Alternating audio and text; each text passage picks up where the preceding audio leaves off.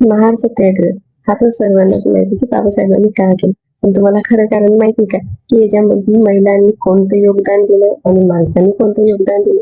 चला जाणून घेऊ आजच्या व्हिडिओच्या माध्यमातून. 14 सत्याग्रह हा सत्याग्रह महाराष्ट्र रायगड जिल्ह्यातील महाड या शहरात झाला होता. त्यावेळी दलितांना सार्वजनिक तळ्यावर पाणी पिण्याचा हक्क नव्हता. हा अन्याय दूर करण्यासाठी बाबासाहेबांनी महाडाची निवड केली. 20 मार्च 1927 बाबासाहेब त्यांच्या लाखो अनुयायींसोबत 14 गळ्यावर गेले. बाबासाहेबांनी पाणी हातामध्ये घेऊन प्रश्न केले. बाबासाहेब म्हणाले, हा फक्त पाणी पिण्याची कृती नव्हती, आम्ही पण माणूस आहोत हे सिद्ध करण्याची एक प्रयत्न होता. या आंदोलनात तब्बल 3000 महिलांनी सहभाग घेतला. बाबासाहेबांनी महिलांना संबोधित करताना हे सांगितले. त्यांनी सांगितले की आपल्या पेहरवाने आणि राईनात बदल करावा आणि पुढे सन्मान आणि स्वाभिमानाने जगावं.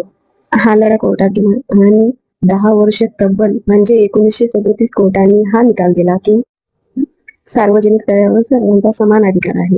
पुढे घडालं असं की आज आपला दलित समाज सर्व सन्मानाने आणि हक्काने जगतो.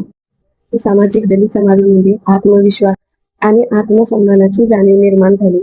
राजकीय या आंदोलनाने दलित चळवळीचा पाया रचला आणि समोर चालून बाबासाहेब म्हणाले, मानवता आणि निसर्गाच्या साधन संपत्तीवर सर्वांचा समान अधिकार आहे.